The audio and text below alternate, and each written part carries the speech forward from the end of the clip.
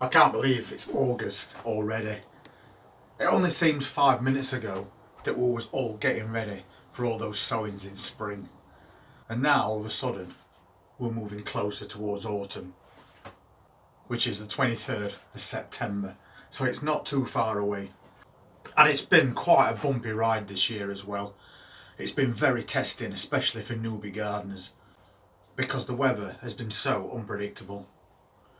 We've had lots of wind, we've had excessive rain, and we're still getting that now. Today is going to be sunny intervals, a little bit cloudy, but it has been drizzling, which is not on forecast. So a little bit extra for free. But apart from that, after today, we're looking at quite a few consistent days of rain. So August is going to be slightly different to what it normally is. For me personally, I think that if you've got any second early potatoes, it might be a good idea to start emptying those. They've just spent best part of 5 weeks sat in water. And first and second early potatoes have got a lot thinner skin than a main crop, so they're more susceptible to rotting. So for one thing, this afternoon I'm going to be emptying one of my second early containers, and it's a really big one as well. It's a 42 litre container, and we put 3 seed potatoes in that one, and that's a second early called Nicola, and the plant had lots and lots of growth, a huge amount of foliage on top. And usually your second earlies should be ready after 17 weeks, and that container has been in that container garden for 19 weeks now. So surely it's got to be ready and give us a good amount and some good sized potatoes. But apart from that, I don't want to leave these potatoes much longer. We've got containers with main crops in. I'm going to leave them as long as possible. But over next week or so, I think we're better empty all these second early ones. Because whatever we get, even if it's quite a lot and we can't use them, since they don't store very well, we've always got that option of freezing any excessive amounts that we've got. So a lot of what you're going to be doing through August, hopefully, is harvests, because you should have quite a few plants now that are ready. And we've been ongoing over the last few weeks. We're taking lots of harvests of tomatoes and cucumbers, but we've also got peppers. Good sized ones, but they are still green and they're not as sweet. So we're kind of holding on as long as possible with those peppers, because we want to ripen them and maybe get some red or orange or yellow ones. They're going to stay as they are, but meanwhile we're going to be taking harvests of tomatoes. And I have noticed that these sweet million plants that we've got in this greenhouse are at a point now where we could take an harvest. I'll just give you a quick look. So these are sweet million, and you can see that we've got a few there that's ready to take, and we've got a few basically on every plant now. So even though we've been taking harvests of all these cherry tomatoes from those cherry fall plants for quite a few weeks now, as these plants are dying back, we're now starting to get ripe tomatoes on as big plants, which is brilliant. So we can transcend from one to the other. It's too late to think about growing any more tomatoes from seed at this time of year, but by now you should have plenty of tomato plants ready to harvest tomatoes from. But I do know that quite a few people have commented and says their tomatoes are all mainly green, and all I can say to that is they'll ripen through August. We're not going to get any frost for a long time yet, so those plants have got plenty of time for those tomatoes to go from green to a really ripe red. So you're going to have to just wait that one out. And what we'll do is we'll carry on right through until October with these plants. And then when the plants start to look tired and die back, then we will harvest every green tomato that we've got, and we can put them in boxes and cover them over with some brown paper. And then they'll ripen indoors anyway. Or you can select a few green ones and make some chutney. And we've got a recipe for chutney on his cooking channel, and there's a link in the description. I made that last year, and it was probably the tastiest chutney I've ever had. And the way we make that is a mixture of green and red tomatoes, and that makes all the difference. So if you've not seen cooking channel, maybe pop over there and have a look, because we've got lots and lots of videos on there now showing what we do with the harvest that we get, whether it be pickling, blanching and freezing, or making soups and sauces. I know people's going to be quite put off during week 1 of August, but my first priority this week is looking at all those potato plants. But I'm also going to be sowing more seeds, but it's going to be fast growing things like dwarf plants. We've got some right here. We've had these in container garden and they're doing alright. We're probably going to let those grow over. You can see that they're trying to tie themselves together for support. But I think we've got time to do dwarf plants to get quick harvests. And of course we're still doing container carrots. We've got some really established ones like these, and then we've got some fresh ones that we've sown recently. I just think that if you've got a greenhouse or cold frames, then August is the perfect time to sow more seeds. Even though the packet says you should have sowed them maybe a month, 2 months ago, if you can provide them with any kind of shelter, then I think you stand a good chance of still getting an harvest, even if it's right at the very end of the year. It's still worth doing just to carry that process on. All your salads, dare I say, you can re-sow your seeds for your salads.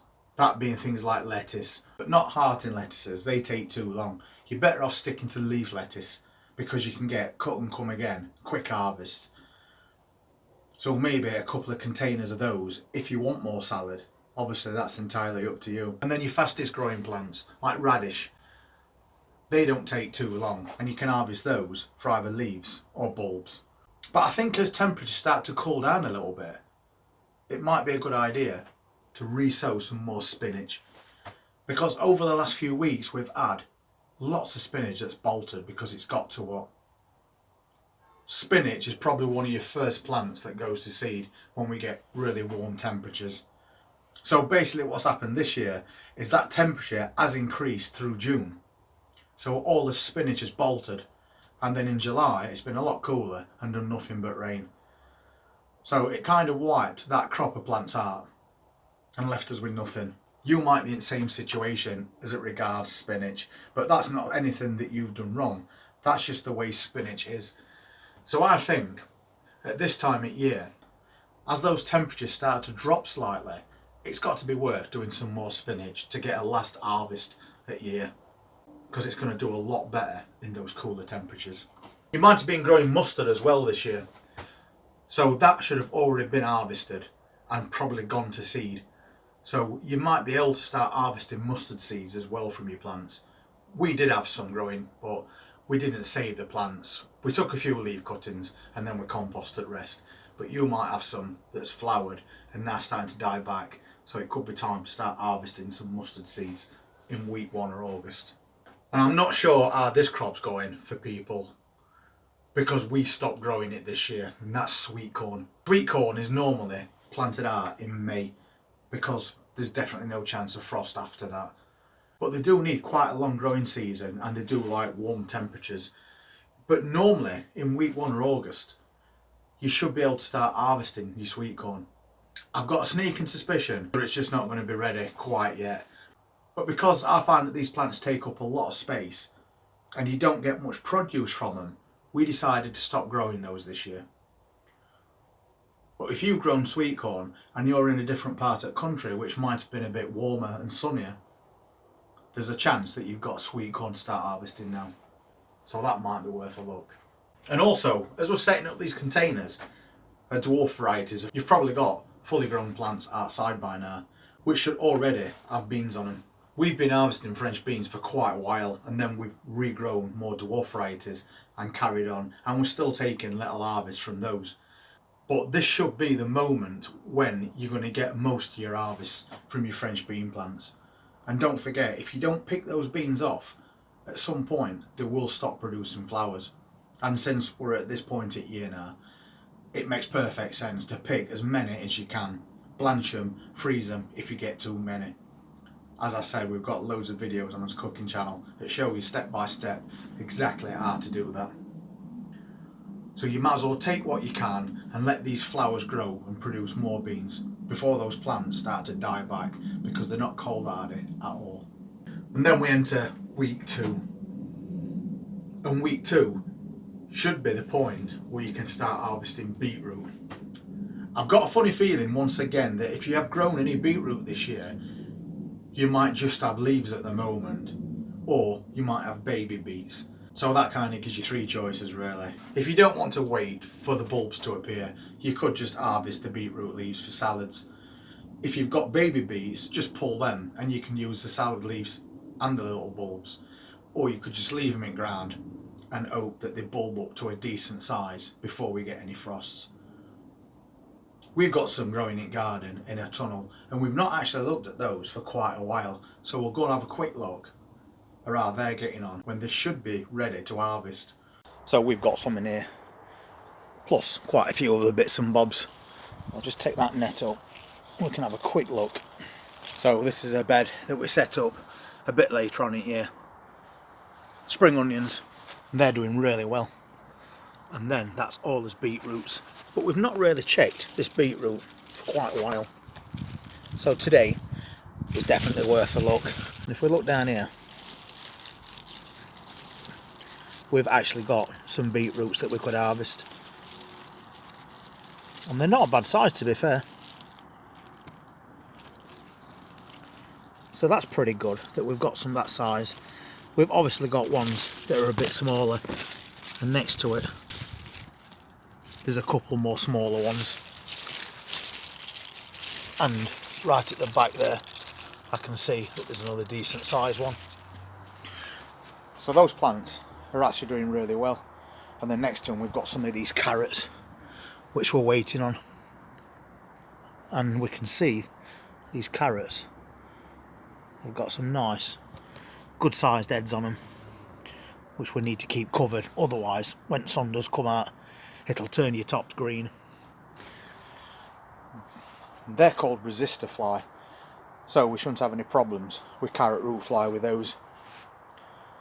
But they're a very good size, but I'm going to leave them and hopefully we'll get a really good harvest of those in a couple of months. You might also have runners coming off your strawberries as well.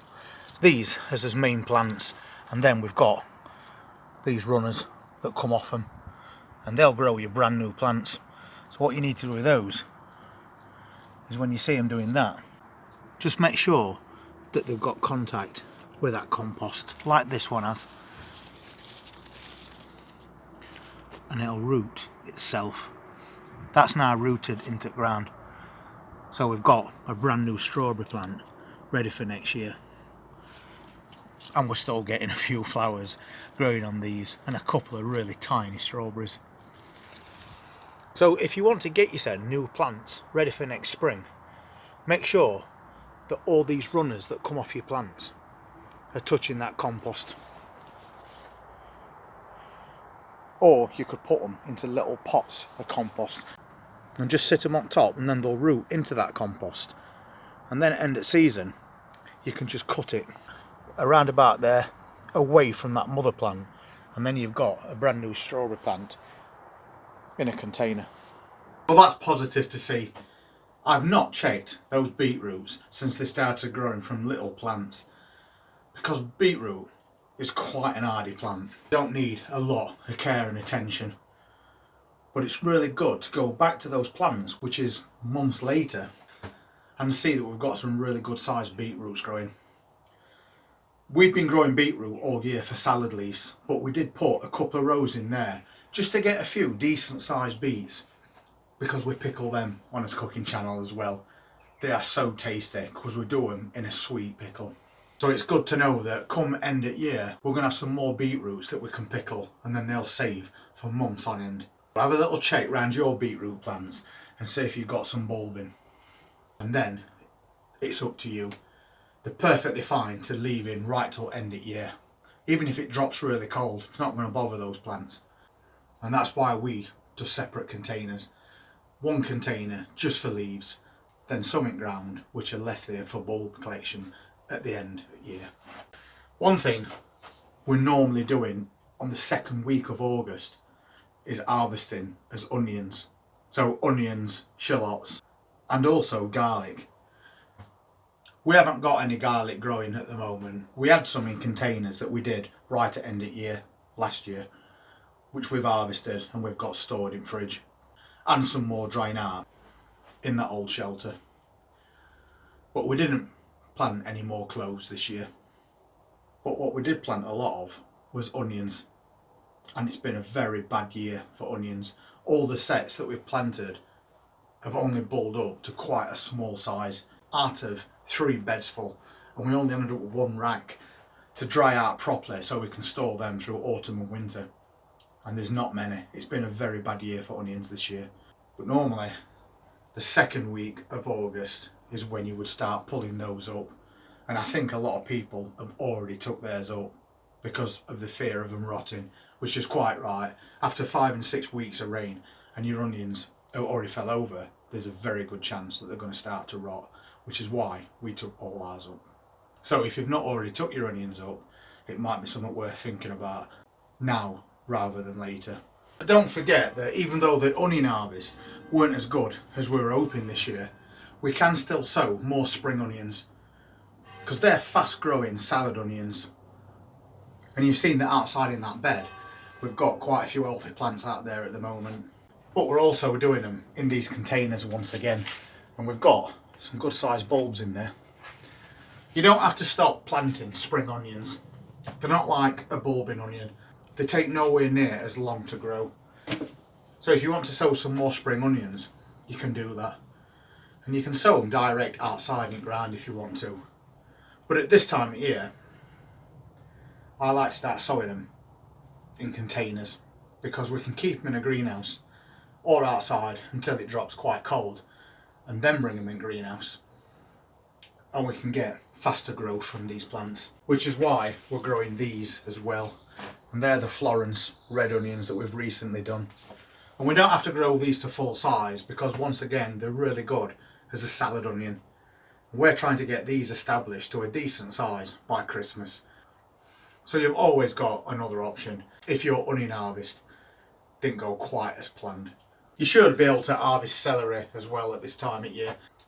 We don't grow celery, and I don't think I ever have done, maybe once, but it's not something that I'm too bothered about because we always seem to have problems with celery, as we do with other certain plants, which is why I say a lot of time on videos, if you're a new gardener, it's a good idea to just look at what you grew this year and how well you did with certain plants and which ones you might want to swerve next year or try again in a different way.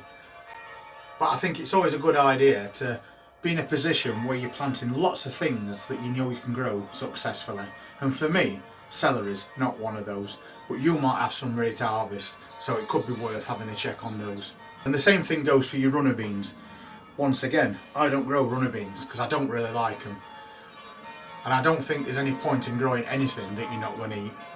We prefer French beans, and we've got another batch of French beans down at Container Garden, once again dwarf varieties, so we can get quicker growth and a faster harvest. So we stick with those French beans, but you may have quite a few runner beans on go, and by now you should be taking a lot of harvests from those. And like any other plant that produces flowers and pods, you need to pick those so they keep producing for as long as possible, and you can freeze them. When we get round to week 3 and 4, there's not that much that we're going to be doing, apart from maybe sowing more seeds if you fancy having another go at that. But if you've got leeks, they should be a really good size by now, so you need to earth them up. Also something that I haven't bothered growing this year. And also, we should be at a point now where we're harvesting broccoli or calabrese. We've not had much success this year with calabrese or broccoli, and it was all because of that June that we had. June was excessively hot. I think one of the hottest Junes recorded.